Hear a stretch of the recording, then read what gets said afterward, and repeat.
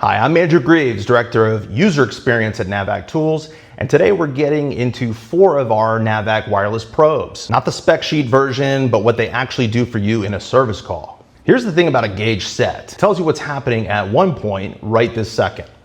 It won't tell you which way the system is heading, and it won't tell you where the problem actually lives. And that's the gap that our wireless probes fill. 4 probes all streaming into the MyNAVAC app. So you're reading trends instead of just staring at the needle. So quick rundown before we get to the faults. The NSP1 is your wireless pressure probe, suction pressure, head pressure, think refrigerant side. The NST1 is your temperature clamp. Clamps right onto the line for suction line and liquid line temperatures in real time. The NSH1 reads the air itself, temperature and humidity on the supply, return, or the outdoor ambient. And the NSM1 is your static pressure probe, your manometer.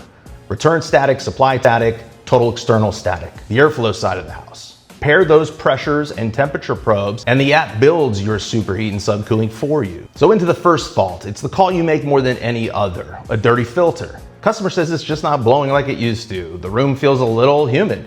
Well, watch the probes. Your return static on the NSM1 starts climbing because the air is fighting to get through a dirty filter. Suction pressure on the NSP1 drops. Suction line temperature on the NST1 heads down towards freezing. And the NSH1 shows your supply split opening up wider than it ought to. 4 readings, 1 story. A gauge-only tech sees that low suction pressure and starts thinking about charge.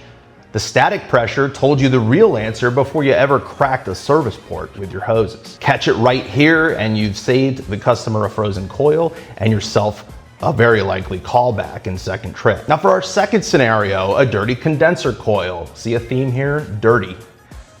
We're glorified janitors. Customer says it cools fine in the morning, but once it gets to the afternoon, peak hours, it quits on them. Head pressure on the NSP1 would climb fast, heading straight for the high pressure cutout of that compressor.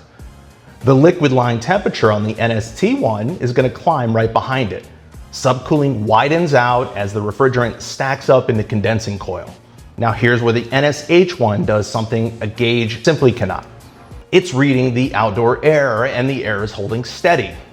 That rules out the weather, and that points you straight to a dirty heat exchanger. And if you really stop and think about it, that one distinction is the whole job. You just turn what looked like a future compressor replacement into an afternoon coil cleaning. For our last scenario, duct restriction. This is the one that gets people. Suction pressure is gonna show low, but if that's again all you're watching, low suction reads as an undercharge and the refrigerant comes off the truck. Wrong move. That one costs you. Look at the static instead. Supply static on the NSM1 is spiking way past the equipment's rated max. But the return static is not climbing, and that right there is the tell. A dirty filter drives return static up. When the supply side spikes and then the return eases off, you're choked downstream. Think crushed duct or a damper somebody left closed, put a couch over, something of that nature. The suction looked like low charge. It was starved air the whole time.